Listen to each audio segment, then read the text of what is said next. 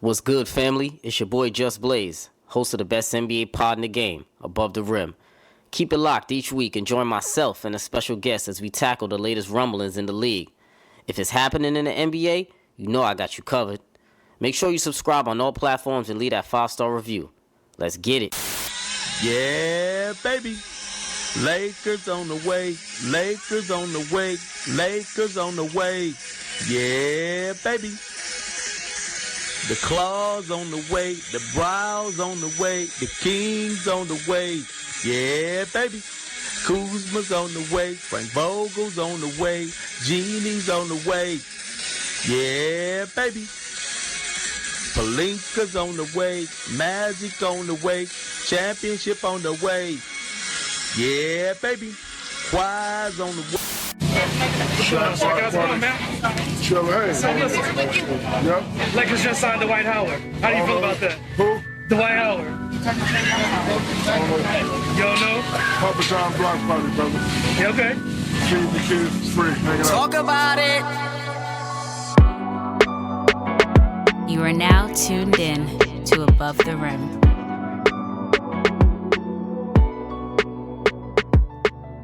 Welcome, family, to another edition of Above the Rim, episode 104, brought to you, as always, by your honorable host, Justin, a.k.a. Just Blaze. And joining me this week, I brought one of my good homies here.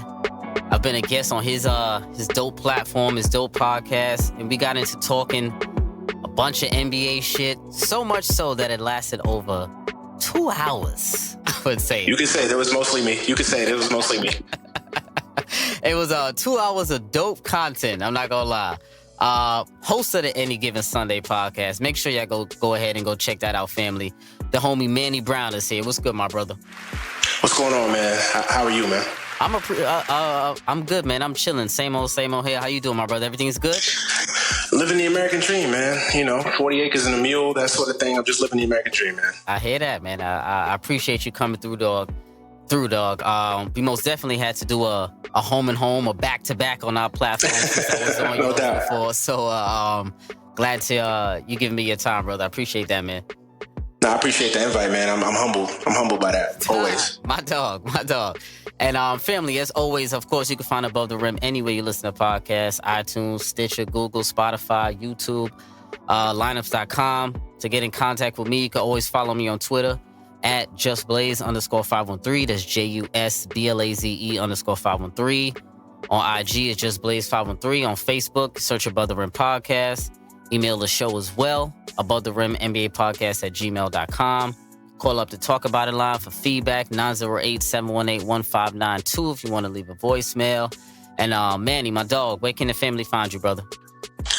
I'm on Twitter at Manuel Brown, Instagram at Manuel Brown, Facebook Manuel Brown, all that good stuff. Snapchat Manny Bro 15.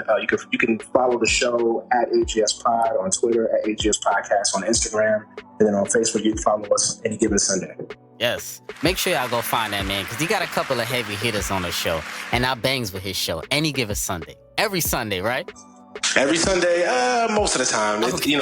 Booking guests is hard sometimes. So if some weeks I don't have a show, bear with me, man. Shit, speak on it. Booking guests, speak on it. For sure. So, yeah, man. So let's get right into it. So we know right now is the dead time of the NBA. Pretty much hence the weekly breaks that I've been taking on the show, as you have been doing also as well from Any Given Sunday pod.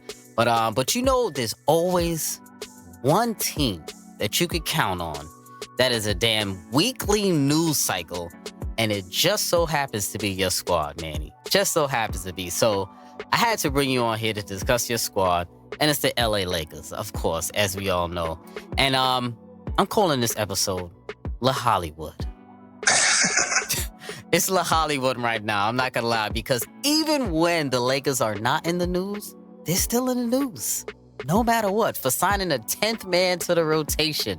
Somehow, they're in the news for signing a Dwight Howard this offseason. Dominating the NBA news circles. Supposed to be in the slow news day, if I might add. So let's get into this Los Angeles Lakers offseason recap, because I didn't get a chance to fully dive into what the Lakers have been doing this summer, how they've been progressing this offseason, what they're going into this 2019-2020 season with. So it's your boy, so I wanted to talk to you about them right here. So basically, for a little recap for the Lakers offseason, signed Boogie Cousins, traded for Anthony Davis, signed Danny Green, signed Quinn Cook, re-signed KCP, re-signed JaVale McGee, signed Avery Bradley, re-signed Rajon Rondo.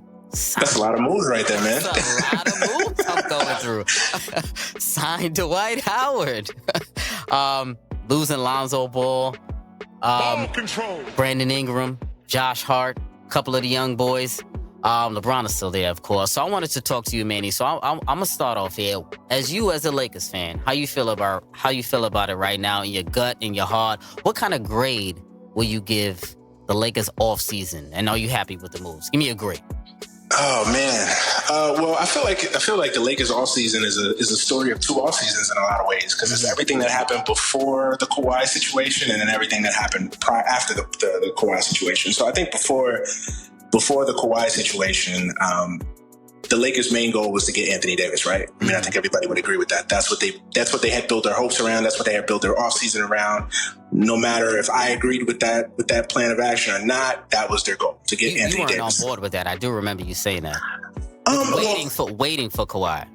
Well, I wasn't on board with the Anthony Davis situation either. I mean, in the sense that giving up so many pieces for one player, you know what I'm saying? I don't feel like that's practical in a lot of ways, but it's over and done with now. Can't go back in time. But just a brief recap, I like Anthony Davis. I think he's a hell of a player. I'm not an idiot, obviously. So I definitely think he's a superstar when healthy. One of the 10 best players in the NBA. I mean, that goes without saying. I just felt like that package that we had to, in that eventual package that we ended up giving him, was a little too steep for my blood, myself personally. But hey, they made a goal out to get Anthony Davis and they got him. So I would give him an A for that. As far as the whole Kawhi situation, of course, when it was in the news that the Lakers had a chance to sign Kawhi Leonard, I was like, oh, word? Like, let's do it. Let's pursue it. Like, of course, absolutely. I mean, when you got a chance to sign one of the 3 best players in the NBA, I mean, go for it. Yeah. That's just the bottom line. Agree. And it only costs you money. It doesn't cost you draft picks. It doesn't cost you players off your roster. Nothing. It just costs you money. You know what I'm saying? So I think it was worthwhile to do it.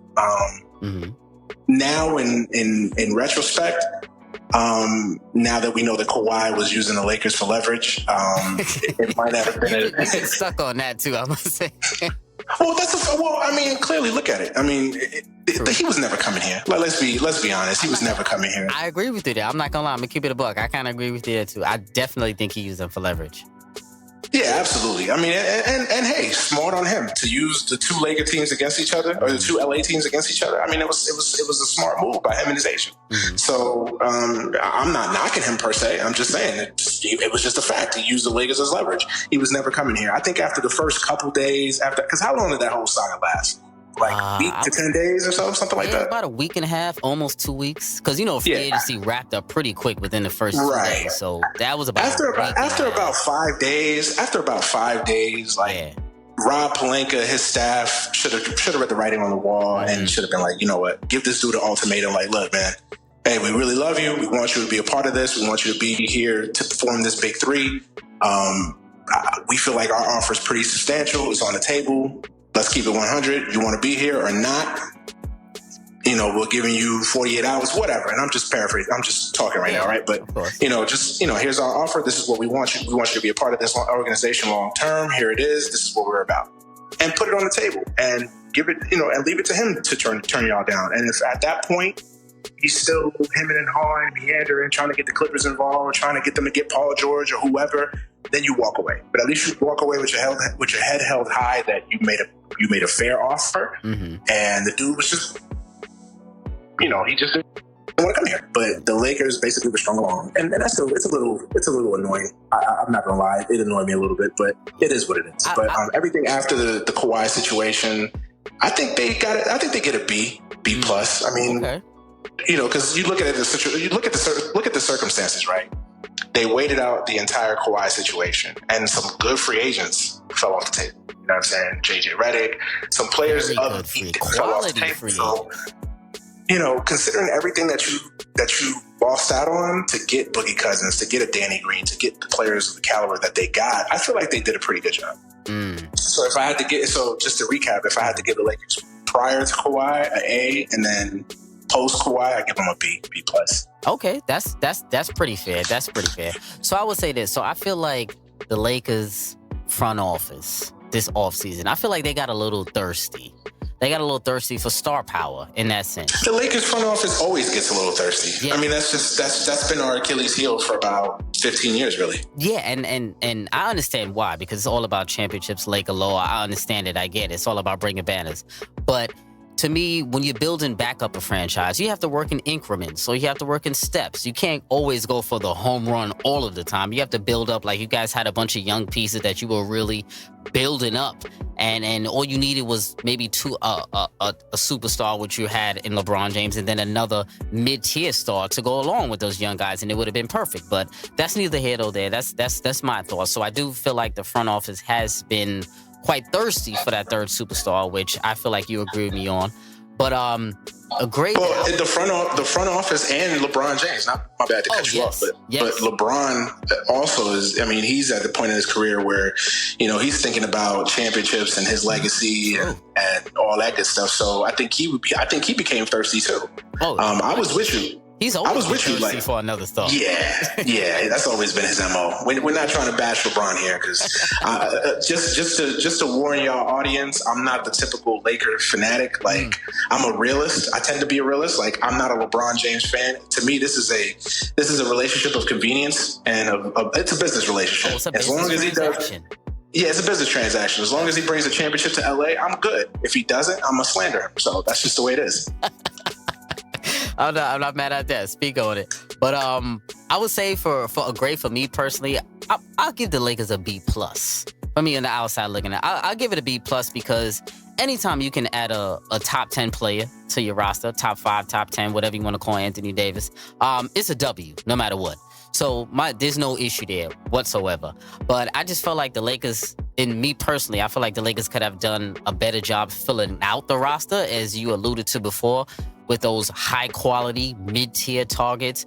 But they chose to wait for Kawhi, which instead, I mean, I don't know if I could blame them for. I can't really blame them for that, because like we said, they are thirsty for star power.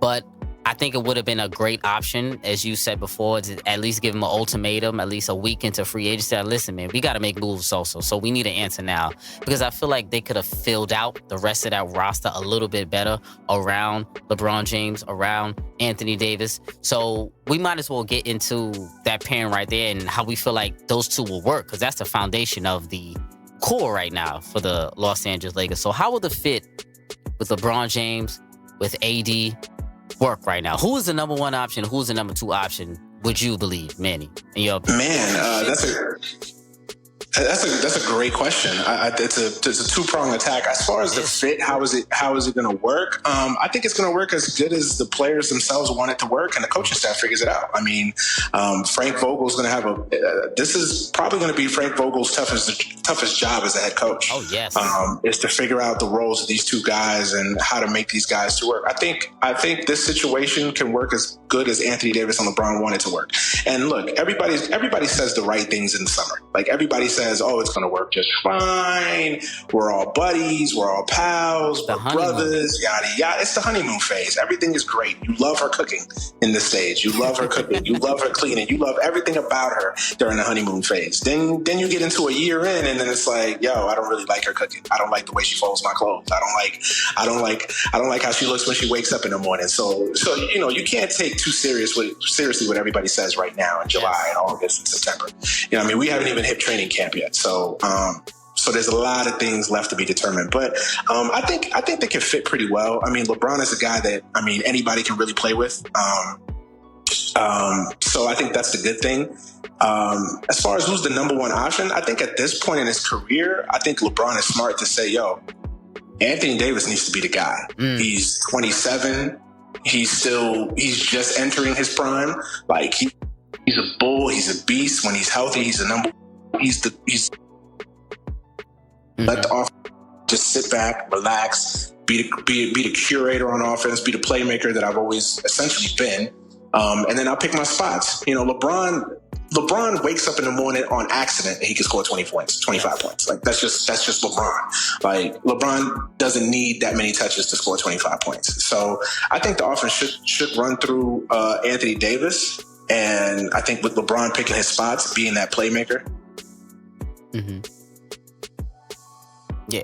So I think I agree with you there. So I think Anthony Davis should definitely be the number one option in my opinion. I think he should be the number one option because he's not necessarily a number one option that is a lot of people like to call a ball stopper, basically. So he's not a number one option that can really, not that he can't do it, but he's not a number one option that demands or forces the defense to adhere to him in the paint. He's not going to control over. He's not going to post up for 10 to 15 seconds in the shot clock. He's more so of a star that gets his buckets within the flow of the offense.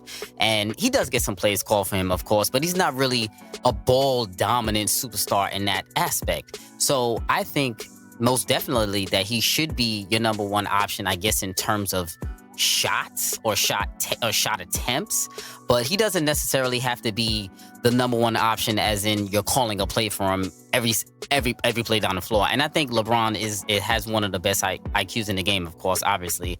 And I think the pairing of those two, I think actually is going to work pretty seamlessly between those two. I just hope that Anthony Davis doesn't really take a step back mentally in the way of turning into kind of like a Chris Bosh kind of role where he turns into a spot-up shooter for points of the offense. I still need a guy like him to be aggressive because he is kind of like a mild-mannered superstar. So I wouldn't necessarily, I mean, is it bad to call him a beta? Is that fair? Or? I feel like he's like borderline. He's in between a beta and an alpha. Exactly. Like I feel like he's a little borderline of like of both. So I feel like because he's on the borderline of both, it's a little bit easier for him to take a step back, and it can be a little bit easier for a player like him to fade away kind of in that aspect or just blend in with the offense because we know LeBron James is a ball-dominant superstar. We know the ball is going to be in his hands for countless possessions for probably 70% of the offense, especially not without a bona fide point guard on this roster, which I'm going to get to soon, which is the part about the Lakers that I don't like. But in reference to those two in particular, I think the fit is going to be perfect. I think the fit is going to be really nice. I think they're going to run a lot of high pick and rolls. I think it's going to kind of be an unstoppable pick and roll, a high pick and roll with AD rolling.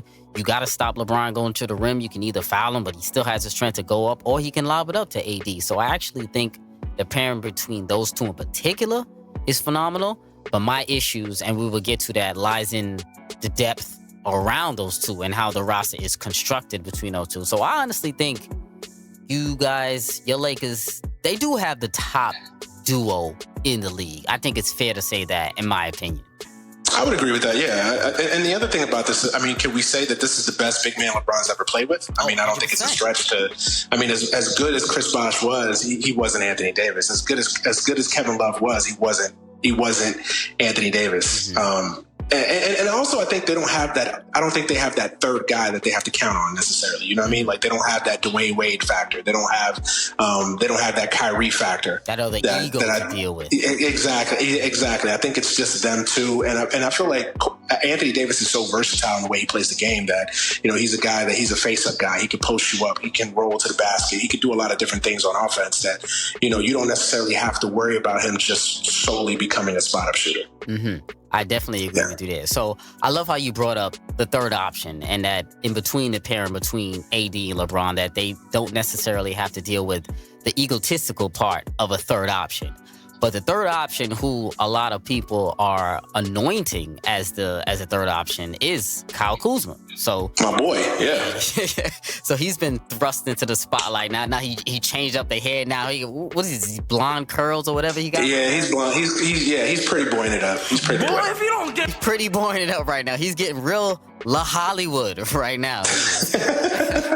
You love that term, man. You love that term, LeHollywood. I'm telling you, but so I wanted to talk about Kuz a little bit and if he can become a reliable third option for you guys this season. So I think he can personally become a reliable third option, but I'm not gonna lie, I do have a couple of reservations when it comes to Kuz, because I look at it like this. Like, I see him getting slightly overwhelmed with his responsibilities this year. And let me tell you why, man. You tell me what you think. Okay. Go ahead. So slightly overwhelmed, because I think for him in particular, for Kyle Kuzma, I think his role will have to be adapted the most out of any Laker this upcoming season. And I think at times he's going to be called upon to be the third scorer, which entails him spotting up for a good portion of the game if he's on the floor with AD, if he's on the floor with LeBron. But I think those will be the times when he must play exceptional defense. Those times when he's on the floor with AD and with Kuz, because he's going to be a spotter shooter on those times. But in the other aspects of the game, because they want him to be the third option, the third scorer, he's going to be in for portions of the game with the second unit. And I think when he's in with the second unit, he's going to have to be the primary option with increased touches, which means that his defensive responsibilities, I feel like, will have to decrease in that time. So now my question is he going to be a mature enough player this season to be able to switch between roles throughout the game? Because throughout the course of the game, he's going to have to play some minutes with AD, some minutes with LeBron, some minutes without those two, and he's going to have to be the primary scorer. And it's going to have to be a different mentality to have for a young guy like Kuz to be thrust into that role right now for technically a championship contender with the Los Angeles Lakers squad. So that to me is why I feel like he might be slightly overwhelmed. So what were your thoughts on Kuz's role and things of that nature with Kuz? Well, I will say this. I think Kuz is the X factor for this team. I think this team is going to go as far as how well, because I don't worry about Anthony Davis or LeBron James. Like, those guys are going to do their thing regardless. Mm-hmm. You know what I'm saying?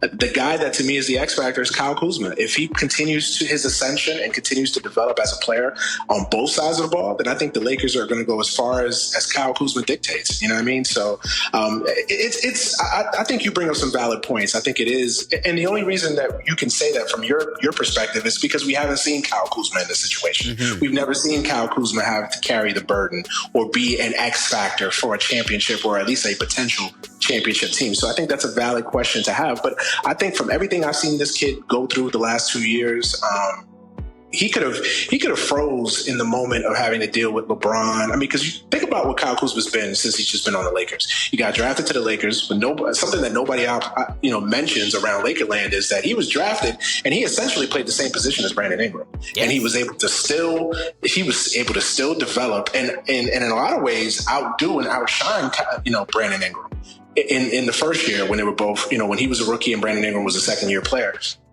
and then LeBron coming on board, and he was still able to develop and still take his game to the next level. So I really think the kid is a really mature kid. I think he's a guy that I think he has a little bit of a chip on his shoulder, being picked 27th in the draft. Like, explain to me how there's 26 players better than Kyle Kuzma. I will never understand that. I mean, you could probably tell me there's 5 or 6, but 26, I don't know. But I think he has a chip on his shoulder. I think everything I've seen from the kid, I think he's a mature kid. I think he's a guy that wants to be better. I think he wants to be great, which is the important thing. I like that. He wants to be great. Yes. He wants to be great. He's, people may see he's cocky or feeling himself. No, I think he actually wants to be great. Like, he's like, yo, I want to be better. Like, I want to be a superstar. I want to be an all-star. And I think that's very important in his role. And I also think that it helps that he's on this team with these bulls, with these giants, with these legends like Anthony. Legends too strong for Anthony Davis, but LeBron certainly.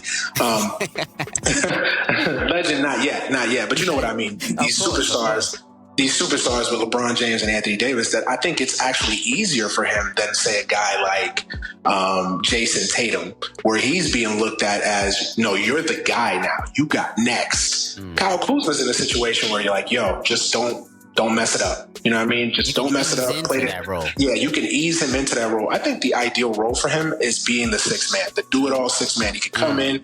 Like, if I'm Frank Vogel, I'll tell Kyle Kuzma, I'm like, yo, you my sixth man. You my Lamar Odom. Come in, score. I like you know what I'm saying?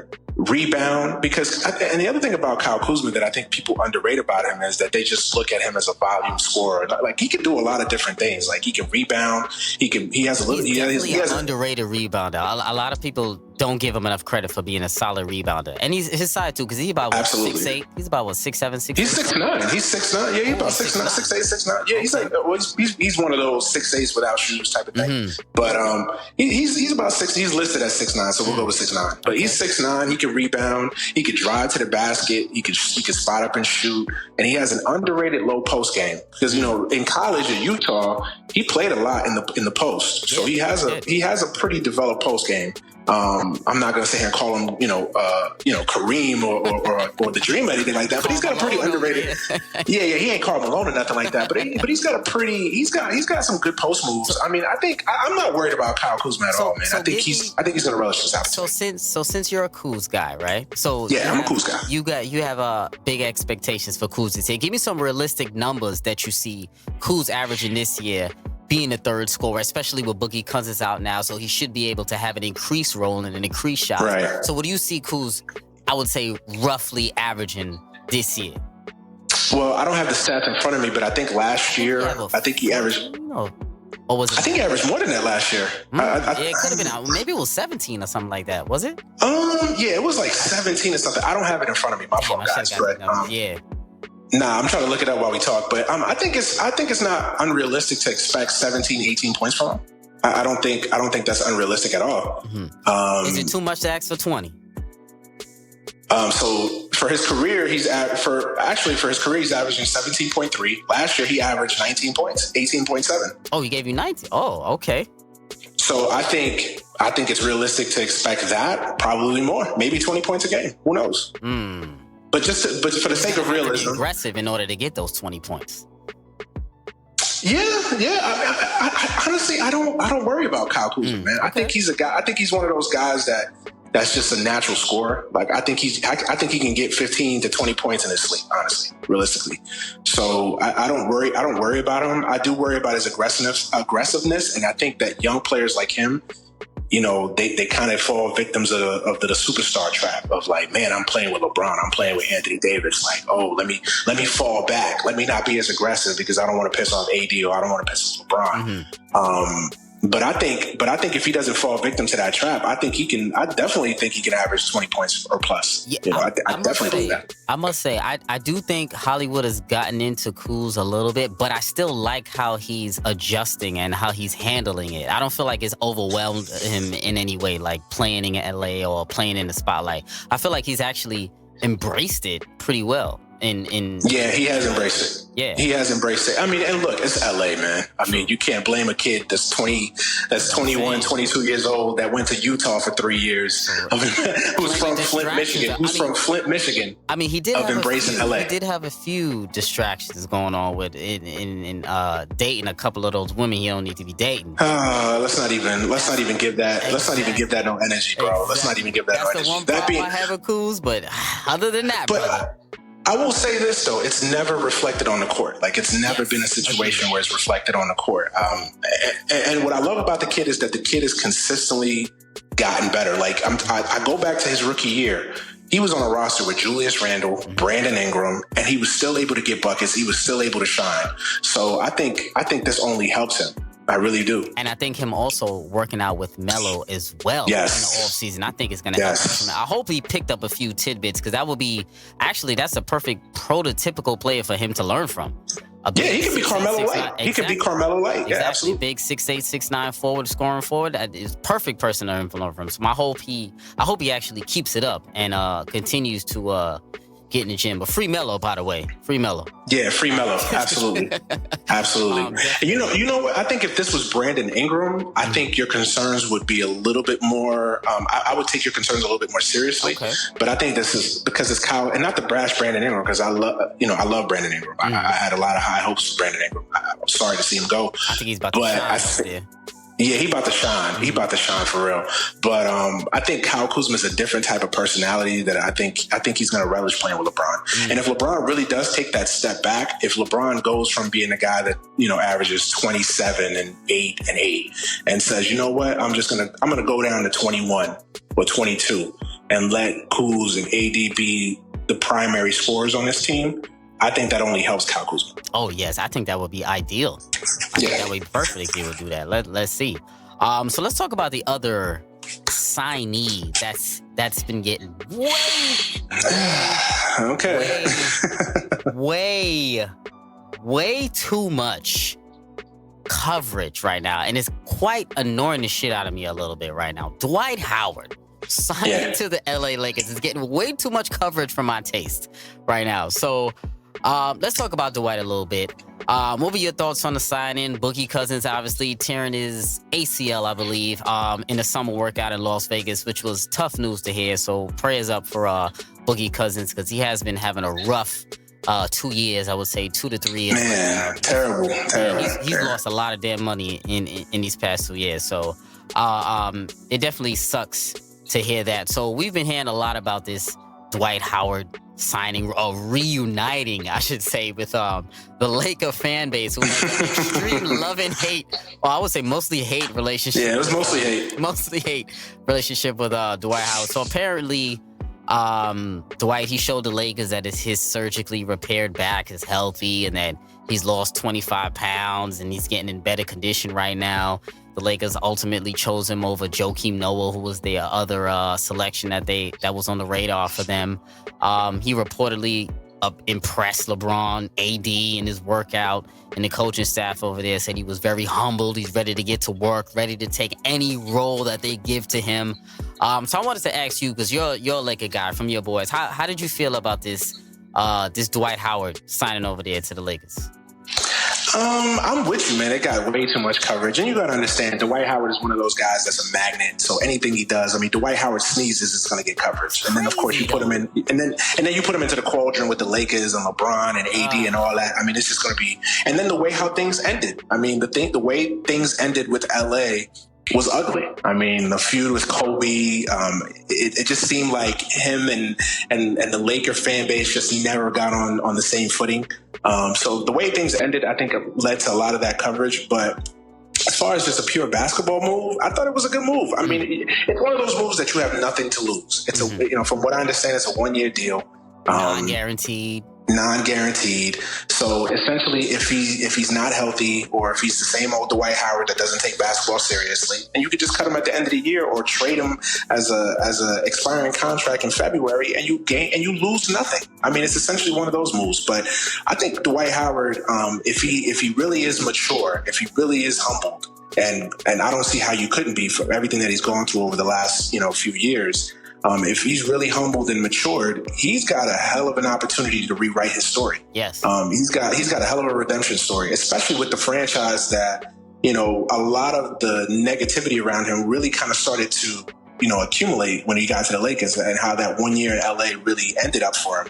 Like, I think he's got a hell of a way to rewrite that a little bit. If he could just come in and say, yo, I'm not here to be a superstar. I'm not here to be a guy like the guy. I'm not the Dwight Howard from 2012. I'm Dwight Howard that's, a little bit older, a little bit more mature. I want to win a championship. If he comes in, shows the coaching staff that he's ready, that he's mature, shows the rest of the team that he's matured, and he's focused on basketball, I think he can be Dwight Howard is one of those guys that's a walking double-double. Like, he can average 10 and 10 in his sleep.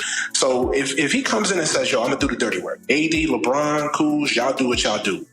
I'm going to just get these rebounds. I'm going to block shots. I'm going to protect the rim. I'm going to be a good pick and roll guy. Like, dial my number a couple times. I can get you 10 points. Like, that's all you need from Dwight Howard. Yeah. That's all you need. Dwight Howard is not here to be a superstar. He's not here to be, Dwight Howard circa 2010. Like, that those days are long gone now.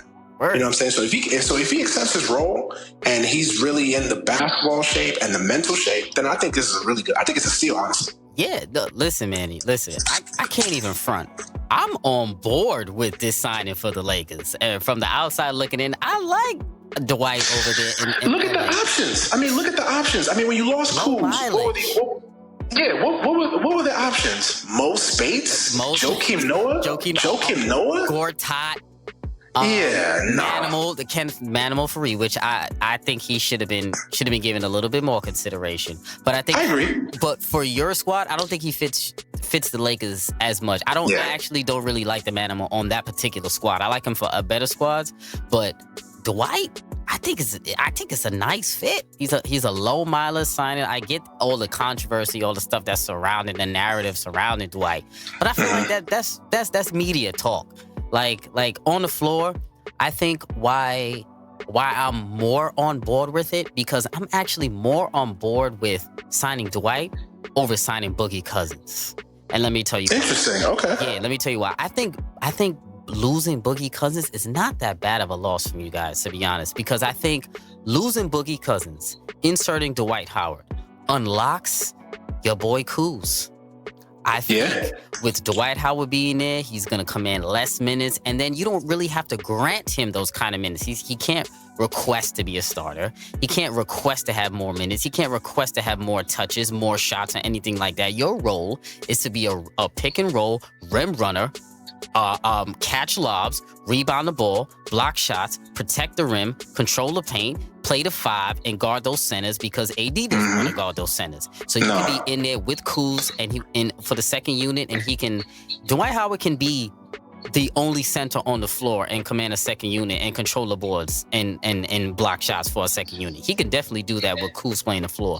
So I think with Kuz playing with Dwight, I think it unlocks him even more on the offensive end, so he can get more touches, but he's gonna have to capitalize on those more opportunities that he's gonna have without Boogie Cousins and with Dwight. So I'm not into all the off the court antics or whatever that surrounded Dwight Howard, because I really don't think that's going to be a factor, to be honest. I actually think it's a very solid pickup, Manny. I can't even front. It's solid. Yeah, I mean, look, when the move first came down, everybody was texting me like, "Yo, what you think?" Laughing emojis or whatever. It's a joke. I can see why it's a joke, because it's Dwight. It's the white, and again, how everything ended with LA. Exactly. But I mean, listen, I just looked at it. I was like, whatever. He's the best of the best of the options out there. Like, I didn't want Gortat. I love Joakim Noah. That's my man's, but he's shot. Like, let's be real. I agree with you. He's a little shot. I know people will call it for Joakim, but he's shot. Like, Tibbs ran him into the ground. God bless Tibbs, but she ran him into the ground. Like, Joakim is done. Like, let's be real. I think he could still contribute something to somebody, like as a backup big. But I mean, let's be real. The days of Joakim Noah being your starting 5 on a good team, those days are over. Like, you want to tell me you want to bring I don't really want Joakim as a backup 5 right now either. I mean, on a good team, like on the Warriors, if he just comes in for a few minutes, give him some buckets, give him some rebounding. For 10 minutes a night, I'll take Joakim. For 10 minutes, hustle. Yeah, hustle points, dirty work, an agitator. You know what I'm saying? Mm-hmm. Like, yeah, he's still useful. I think he's still useful, but not for what the Lakers needed. Not for what the Lakers need. No. Yeah, definitely agree. So I like the Dwight Howard signing. I think it'll be. And it has the opportunity to be a good story. Like, I'm telling you, he has an opportunity to rewrite a little bit of his legacy if he can come in, do these things, play with a cohesive championship level team.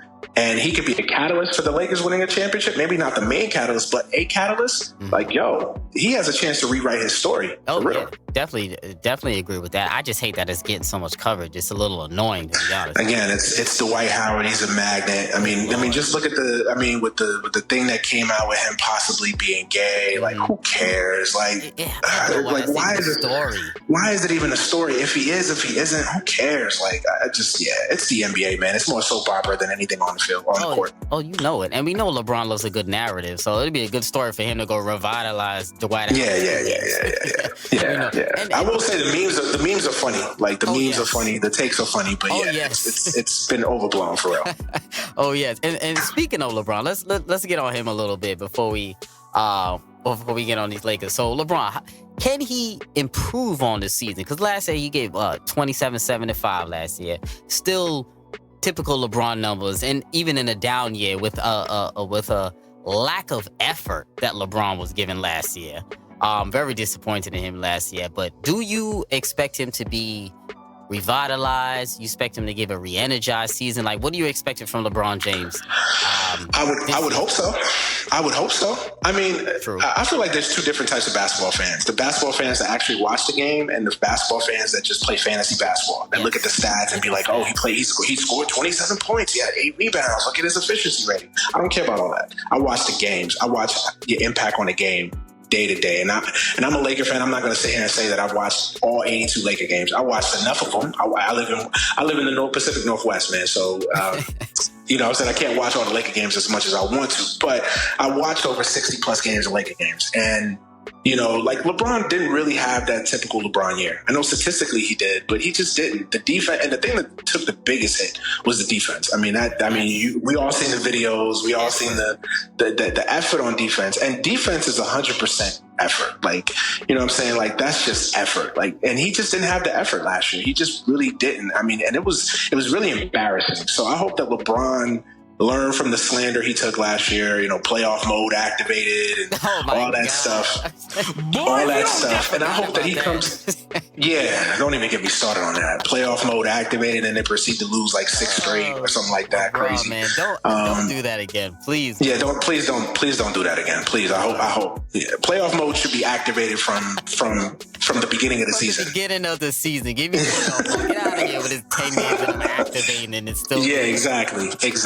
But yeah, I'll be honest with you, man. I was not impressed with LeBron's first season in LA. Mm-hmm. I just really, the way he handled everything from just his non-committal about the young kids. He just never seemed like he embraced that role.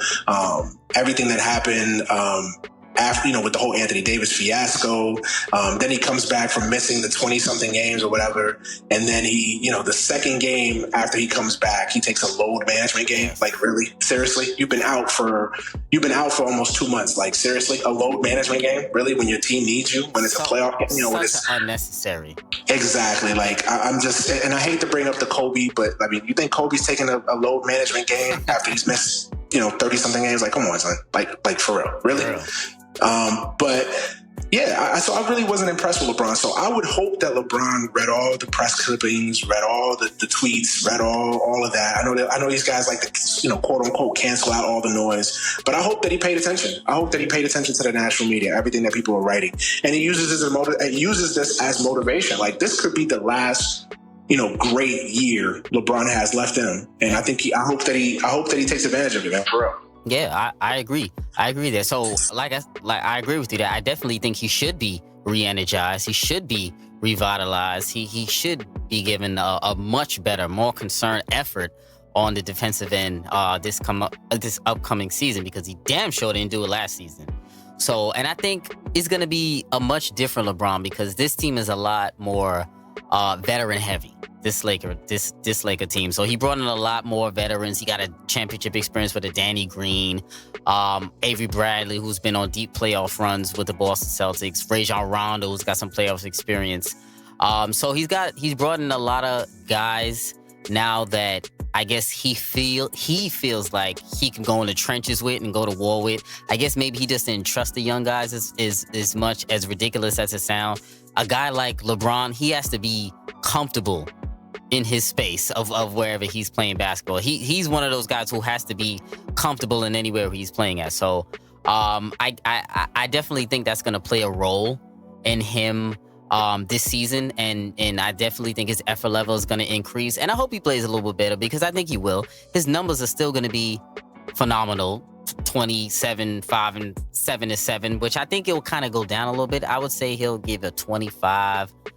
I think his rebounds is probably going to go down a little bit. His assists may go up since he's going to be handling the ball a lot more. So I would go 25, 5, and 8, maybe something like that for LeBron. I think is realistic in my estimation. So I think we're going to see a lot better LeBron coming into the season. And I'm actually very curious to see how he responds this season to the infinite slander that he's gotten last season.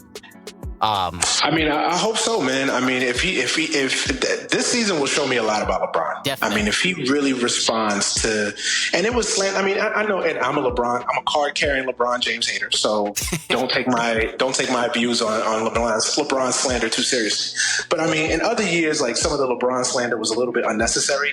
But this past year, like, it was warranted. I don't even think the biggest LeBron James stan could disagree. Like, I know some of them, trust me. And even then, all they could do was just facepalm. Like, what can I say? Listen, that season, it was a soap opera. It was an unnecessary soap opera, the whole season. Unnecessary, bro. Unnecessary. He's doing episodes of The Shop. And it was too much. And it's too much, man. It was literally too much. It was too much. So let's talk about the rotation.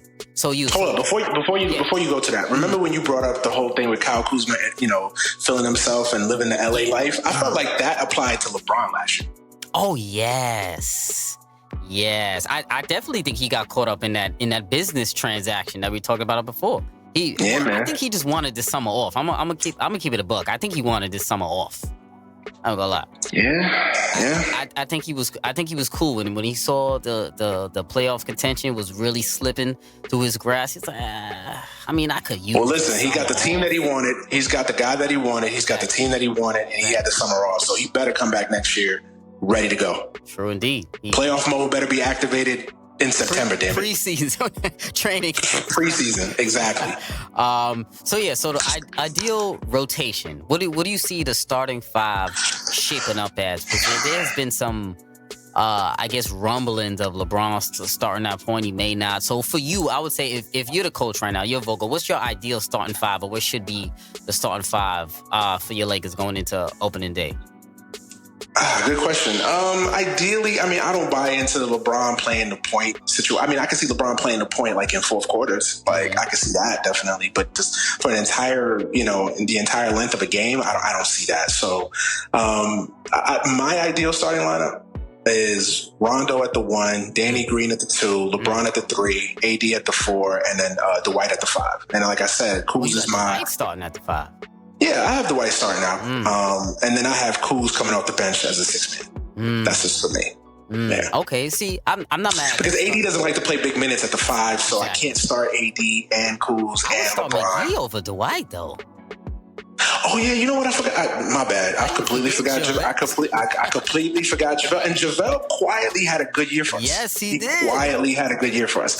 So you know what? Let me flip that. JaVale starting at the 5, Dwight coming off the bench. Okay, I like that. Okay, so I'm on board with that. I'm not a fan of Rondo starting. I'm not gonna lie. I'd rather have him coming in. I'm not either. But because that's my issue with this lineup is the lack of guard play on this lineup, and that to me I feel like is the only weakness on the Lakers.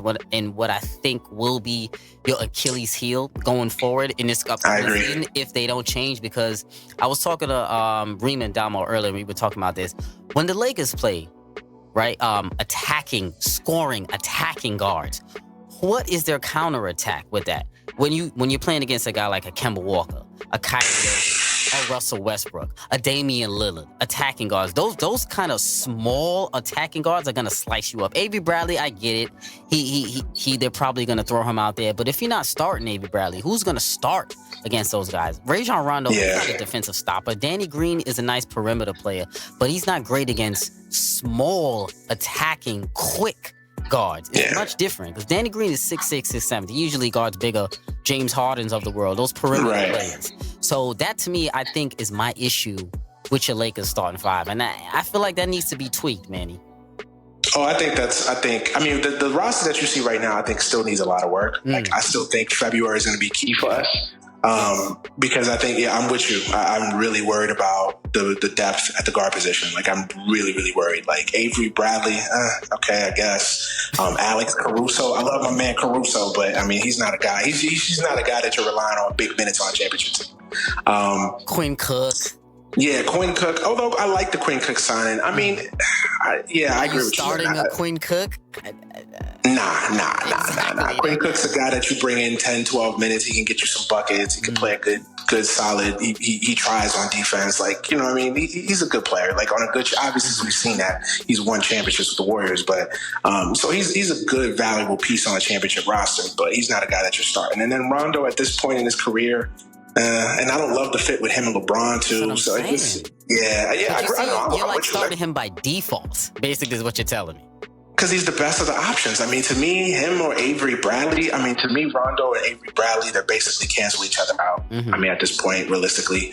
What exactly? Unless you're telling me you're starting Quinn Cook or Alex Caruso, and I don't think any Laker fan on this planet is going to tell you that. So. Yeah, where exactly are you going? Unless you're buying into the hype of LeBron starting for 36 minutes at point. I do not like that idea. I think that'll be a coaching mistake. I think having him for 48 minutes, not 48 minutes, but 40 minutes basically at the point guard. Yeah, I agree with you.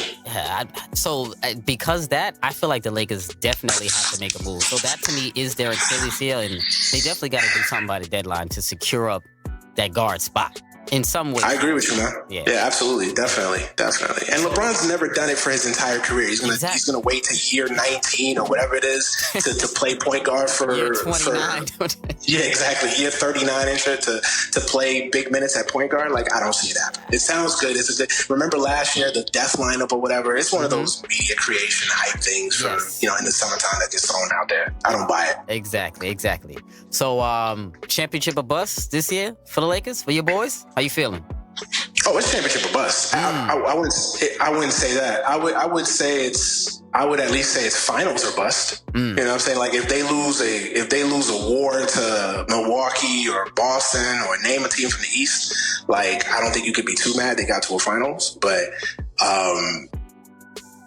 yeah, basically it's championship or bust because you got to think about it. Now this isn't the rebuilding / team with LeBron. You know what I mean? Like now this is LeBron's team. This is the team he wanted. This is the team that was built with his vision in mind. Like now this is about championships. When you have LeBron James, when you have Anthony Davis, it's about a championship. Yeah. And the other thing that I would bring up, and I mentioned this when I did my episode with Baylor, our homie Baylor. Shout out to Baylor and shout out to everybody on the door, by the way. When I did my episode a few months now, back with him, I said it, this upcoming season, the 2019-2020 NBA season, reminds me a lot of that 94-95 seasons when the Bulls dynasty was on pause, when MJ retired. That's what this season reminds me of, because I'm one of those that I'm not buying into the media hype that the Warriors dynasty is finished. I'm not buying into it. I think it's on pause right now. So I think this year is the year for all these teams, the Rockets, the Lakers, the Clippers, I'll throw Portland in the mix, Milwaukee. Like, you better win a championship this year. Like, this is the year. No excuses. No, James Harden got tired. No, LeBron needed a summer off. Like, none of that. Like, this is the year because I feel like the Warriors, and I'll go out and say it right now.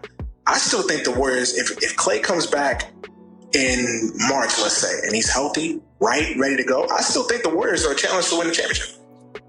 They may not be the prohibitive favorites, but I think the Warriors are definitely still in that championship. I definitely think they still would be in contention. I don't know why a lot of people are thinking that they're going to be missing the playoffs or something like that. I mean, they're idiots, and because they want to see the Warriors be done. They just don't like the Warriors, and I get it. Personally, I want them to. I want to see them done, but. You're a Rockets fan, of course. I'm a Lakers fan, of course. We all want that, but you got to be realistic. You know what I mean? Fan at the end of the day, and you got to know basketball. These boys are not done. They are still in contention. And the other thing about the Warriors, and I don't mean to make this Warrior centric. I know we talk about the Lakers, but the other thing about the Warriors, Joe, is I think it's going to be a lot quieter around the Warriors this year, and I think they're going to be. And I think, and you've already heard Draymond and all them say it. They're motivated. All this talk about they're finished, they're done, the dynasty is dead, R.I.P. Warriors dynasty, all that stuff. Warriors in that underdog role. I'd rather them in that role.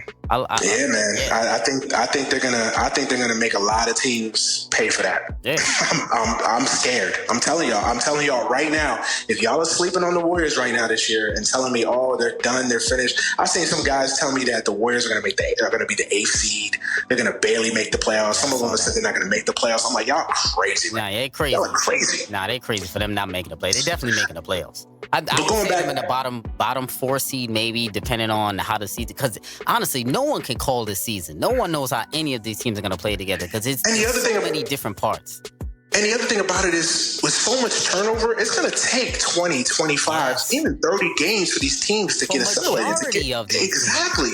Yes. I mean, look at the Rockets. Like, they're going to take 25, 30 games for James and Russell to get used. I know that people will say, "Oh, well, they played together." Yeah, that was in 2012. The NBA was totally different. That was a different NBA, and they had 2 totally different roles.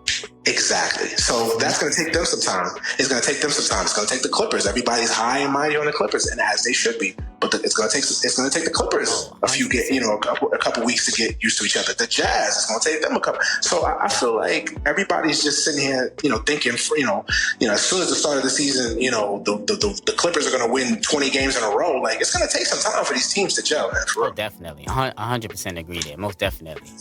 But championship or bust. But I will definitely say it's championship or bust. It definitely, at the very least, finals or bust. Okay. I think that's fair to say. I think most of Laker Nation would probably agree with you as well. As either at least finals or bust. Most definitely. And the other thing to remember too is that LeBron clock is ticking. Oh, it is. Oh, it's ticked past. Yeah, those hourglass, those sand with the glass in them is slowly starting to. The last few drips coming out now. Yeah. It definitely is. So let's get into this crossover segment. Not a game. We talking about Manny, my practice. dog. So I'll be throwing out player comparisons from different eras. You act as GM, and you tell me who you would take out of the two in their primes, both on the table if you were building a team. So I got 4 good ones here for you. So first two. Got both of these boys on the table in their prime. Are you taking a prime Steve Nash or a prime Kyrie Irving? Building a squad. Now, let me give you the career stats. Steve Nash, 14 points per game, 3 rebounds, 8 assists, 49% from the floor, 2-time MVP, 8-time All-Star, 3-time All-NBA first team, 5-time assist leader. For Kyrie, career 22 points per game, 3 rebounds, 5 assists, 1 steal, 46% from the floor, 1-time champ, 6-time All-Star, Rookie of the Year as well. Building the squad, man, you got both of these boys on the table. You got Kyrie, you got Steve Nash. Who are you taking to build your team around, and why? All right, this may be very controversial because I am an avid Blue Devil fan. So Kyrie's my man. I forgot about that. Kyrie's my man. Uncle Drew's my man, no doubt. If I'm building a Rucker team, like if I'm building a street ball team, I'm taking Kyrie all day. But if I'm building an NBA team and I want a point guard to be the face of my franchise, then I don't know how you can't take Steve Nash. Like, it's just to me, Steve Nash is that consummate point guard that you put anybody around him, he's going to instantly make them better. Can you say that about Kyrie? Like, Kyrie fills the boxes from a fantasy perspective. He's going to score the points per game. He's going to, the assists, all the things that all the things that ESPN loves to throw at you. You know what I'm saying? He's going to fill those checks. He's going to fill those boxes up easily.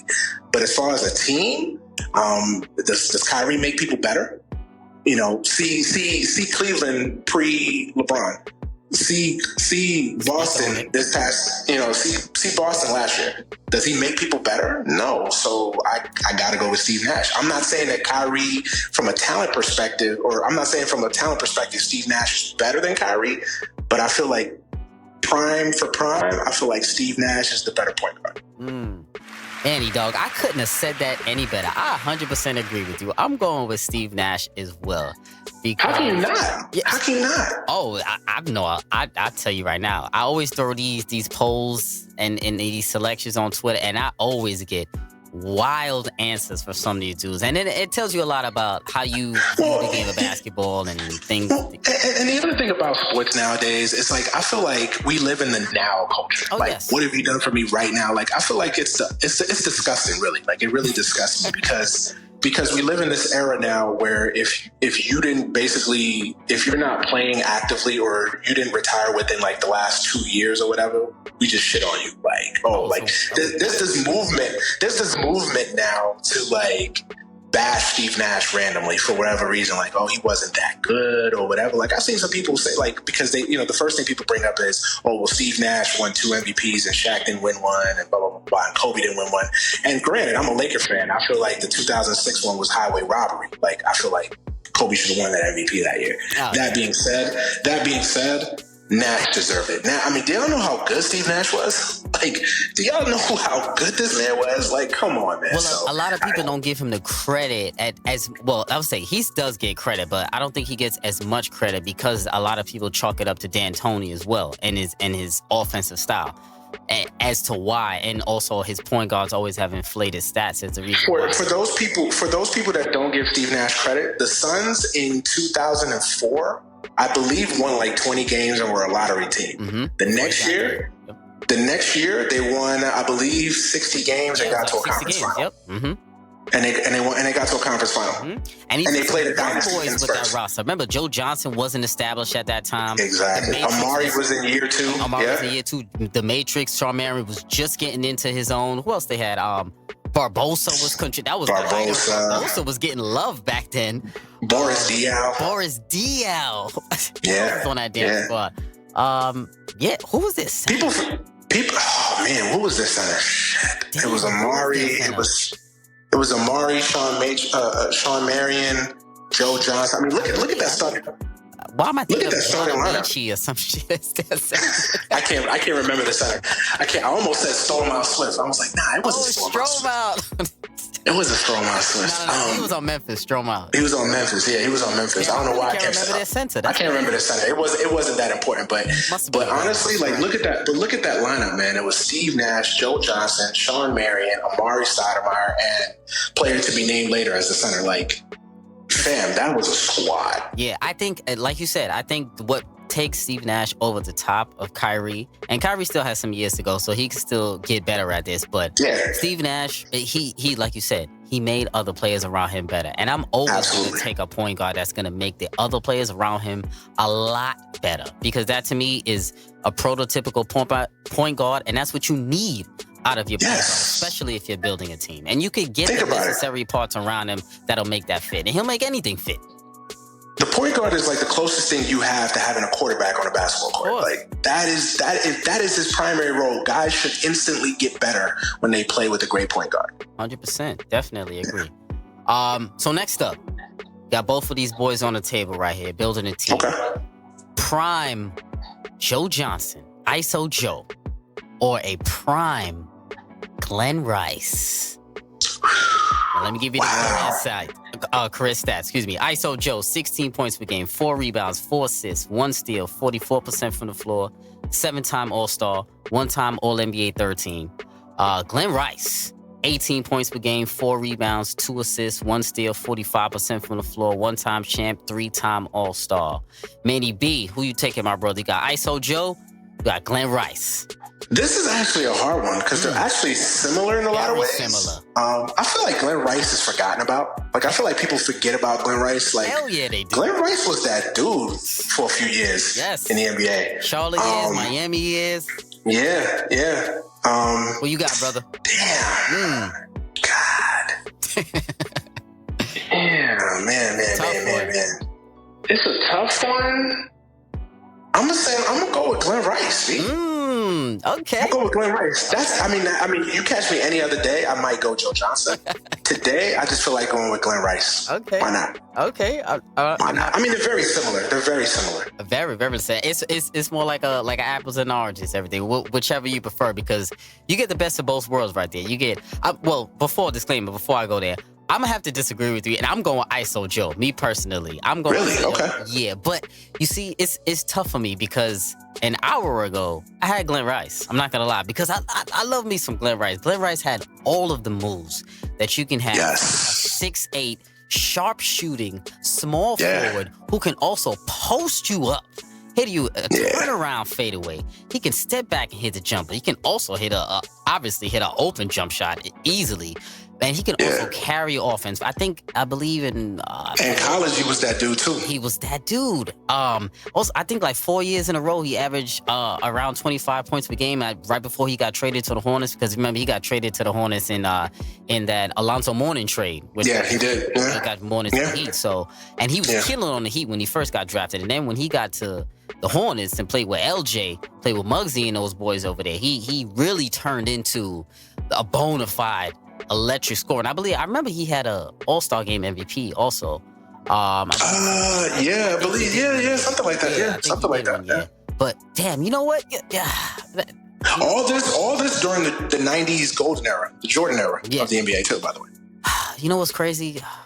I feel like Was Joe Johnson ever that guy, though? Was Joe Johnson ever that guy? Like, I could make the case that Glenn Rice, even if it was on mediocre to, sub 8 seed teams. Like he was the guy on offense. Like, was Joe Johnson ever the guy? Like, even in Atlanta, like that was more Josh Smith's team. He was supposed to be that guy, but it really wasn't his team.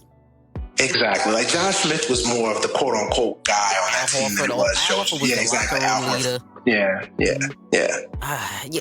You know what's crazy? I'm gonna have to switch over. I'm not gonna lie. I'm gonna have to switch back to Glenn Rice. Did I convince you? Yeah, because I had Glenn Rice early, and then I talked myself into ISO Joe because I love ISO Joe, man. I'm a big fan of ISO Joe, man. I love Joe Johnson too. Yeah, I love Joe Johnson too. I mean, and you can't go wrong. And this is one of those like you really can't go wrong with. Like you really can't go wrong with either one of these guys. They're very similar. I definitely agree. So family out there on Twitter too, let me know who you guys choosing as well for Joe Johnson or for Glenn Rice. That's a good one, man. Yeah. That's a really good one. I like that one. You really can't go wrong either one. It's definitely tough there.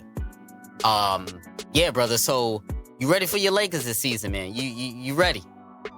I'm ready, man. I'm cautiously optimistic. Okay. I'm always cautious. I'm always cautiously optimistic, man, because a lot of things can go wrong on an NBA scene. I mean, if you asked a Celtic fan last year, none of them would have probably told you that season would have ended the way that they did. I mean, they're getting Kyrie healthy off the run to the conference finals that they have with the young boys. Like, I think if you would have asked any Celtic fan, they would have been like, "Oh, it's championship or bust," and then look what happened. You know what I'm saying? So I'm always cautiously optimistic when it comes to the Lakers. I don't love the Vogel hire. I don't know if you asked about this, but I didn't love the Vogel hire. I wasn't crazy about that either. Yeah, I wasn't crazy about it. I like Frank Vogel. Is Frank Vogel that coach? Is he that guy that leads you to a championship per se? He can lead you to a conference final. He can lead you to, having the top seed on the East. But is he a guy that, legitimately can he take you over the top, basically? Yeah, can he take you over the top? That's the thing. And I don't know that. And then I don't love the Jason Kidd hire as the assistant because you just know Jason Kidd, the first sign of trouble, he's gonna stick that damn knife, that damn machete, a la Jason style. He's just gonna stick it right in Frank Vogel's back. Yeah, and I know you didn't get to this question, what can deter the Lakers this season? I think that really, I mean, if the Lakers get off to a slow start, if they're like, if they're 36 and 37 or something after 60 plus games or something like that, that could be a major distraction. That could literally be something that derails this season. And, I will point to Laker fans as well. AD has not signed a long-term extension. I know. That impending free agency could be something to watch. You never know. And again, they say all the right things in the summertime. AD said it, that he did it because he wanted to save the Lakers money, especially with the pursuit of... He's at his crib, chilling, all of this. With the pursuit of Kawhi and all that, he wanted to save the money. I'm more of the logic of, I just traded 4 guys, what was it? Ingram, Lonzo, Hart. Mm-hmm. Yeah, and some picks. Like, I just traded all of that. My man, as soon as I get you in El Segundo, fam, sign that contract right there. There you go. Slide that over. Slide that piece over right there. Like, you signing that contract. Like, I need, this is a long-term agreement here. Like, so I'm not comfortable with that impending free agency, because all that does is that gives guys unnecessary drama and unnecessary options. Yes. So I think that's definitely going to be an interesting storyline to monitor throughout the absolutely. Y'all have a couple of loose ends that y'all need to tie up throughout the season. So them ends is really loose right now. Yeah, they're very loose right now. Yeah. But I'm confident, man. But I'm confident. I'm hoping that LeBron comes back healthy, mentally, physically. AD, and another thing too that we didn't talk about, Anthony Davis has a lot to prove this year too. Oh yes, because this is a guy that forced himself out of New Orleans. I don't like that. I don't like dudes. I'm all for player empowerment to a certain point, but when you basically force your way out of a franchise, wearing "that's all, folks" to the last game of the year, all that stuff that's really immature. Like, now the pressure's on you, big man. You wanted to be you wanted to be a Laker. Like, here it is. Now you're a Laker.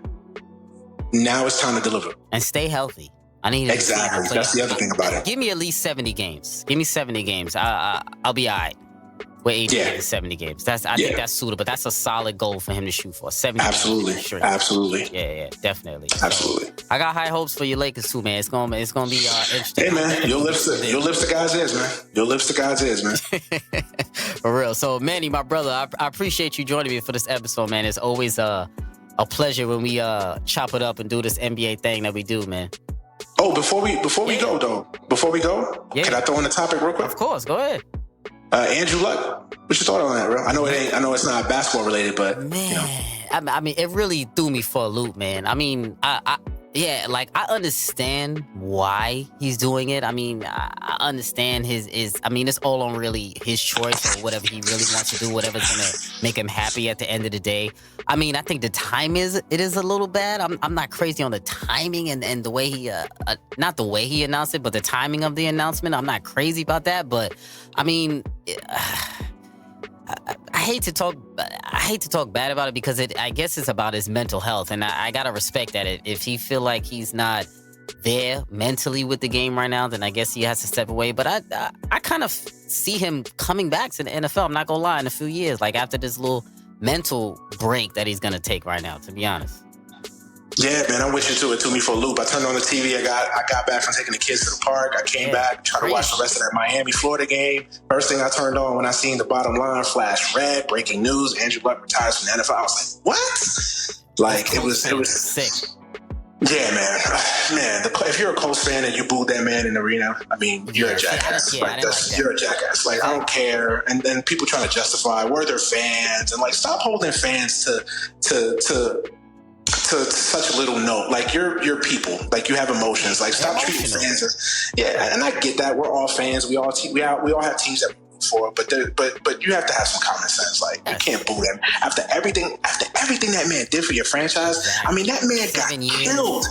7 years, and 7 years of not, and out of those 7 years, for 5 years, 6 years, he didn't have an offensive line. Mm-hmm. Like, that man took an abuse for y'all. Sure did. And he still produced, and he still won. And he damn sure looked like he aged in these 7 years. Yes. So yeah, it threw me for a loop, man. And the other thing about it is, and I'm not trying to compare myself in no way, shape, or form to a professional athlete or to Andrew Luck or to a quarterback or anything like that. But I'm someone that's dealing with my own injuries. I served in the military. I got out. I have a bad back. I have bad feet. I have bad knees. So I understand, like, because I tend to do that sometimes with people. Like, I personalize situations. Like, what would I do in that situation? And like, that's something that a lot of people don't understand, man. When you go through injuries, like, that's something, it's a lonely ass feeling, man. You're just in constant pain. And you feel like people don't relate and they can't relate, and it's impossible because, like, if I talk to you like, my knees is bad today, like, you can't relate, like, you know what I'm saying? You're not going through the same thing. Mm-hmm. You know what I mean? You can understand, like, damn, that sucks, but you can't really, but you can't feel. Yeah, exactly. So I can only imagine what it's like, and that's me, Manny Brown in Washington, nowhere near close to a professional athlete. Mm-hmm. Now imagine a guy who's done this his entire life. And he's just feeling pain and just mentally drawn and exhausted by it. And it's something that it depresses you. Yeah. It depresses you. Like, for me, like, there's certain things that I can't do with my kids, like, because I know that my back is going to act up. There's certain activities, like, I can't just go out and play ball, on the court. I can't go out there and just play basketball anymore like that. Like, I can't. Like, I just know that physically I'm going to pay for it. You know what I'm saying? Maybe the next day, some nights, that same night. You know what I mean? So I can only imagine what Andrew Luck is going through. So for anybody to kill that man, for anybody to bash him, I agree with you. Could it have been done? It could have been announced in January as opposed to. It's just the timing for me, not. The timing. But to be fair, too, he probably wasn't feeling that. True. In January, you know what I'm saying? True. He wasn't feeling that in April. He's got an epiphany or something like that and hit him like, damn, you know what? I think it's about that time. Speaking to and I'm also with you. Like, I can see him coming back. I think he could take, because he's only 29 years old. Mm-hmm. He'd probably do some TV work. He'd probably go run a business. I mean, he's a Stanford grad, so clearly, and his dad got money, and he made $100 million in 7 years. So, he's so he'll probably go do something else. And, I can see him in 2-3 years coming back. You know what I'm saying? Yeah. So I'm definitely with you. Yeah, definitely. So shout out. I just wanted to throw that out there. Because, it's a big story. Yeah, it is a big story. Shout out to Andrew Luck, man. I mean, we'll see what happens, man. I think that's a to be continued with that, man. Absolutely. Absolutely. Definitely, for sure. But, Manny, my brother, I appreciate you stopping through, my brother. It's always dope when we chop it up, man. I always appreciate your time, brother.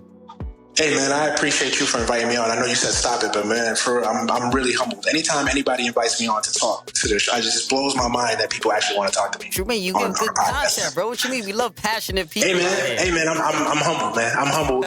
Either way, I'm humbled, man. So thank you, man, for allowing me on your show. It's the best basketball podcast in the game, for real. I'm not just saying that because I'm out here. It definitely is. Support my brother each and every day, man. For real. I appreciate you, man. Much love.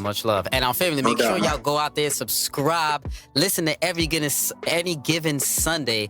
Get your fix on all sports, not just basketball for his shows. All sports for him. Yeah, we talk about all sports, man. We talk about everything, man. It's really just a conversational podcast, man. I talk to people that I want to talk to. So this weekend I might talk to a college football writer. You know what I'm saying? Next weekend I might have a fucking political analyst to discuss the elections. I try to switch it up. I try to make it different. You know what I'm saying? I don't try to just make it sports. I try to make it my life and what's going on in my head. So that's why the title, Any Given Sunday, I play on the football movie and the football term. But just any given Sunday, I might want to talk about anything. So, just be prepared when you tune in and it's like, damn, I thought this nigga was just talking about football.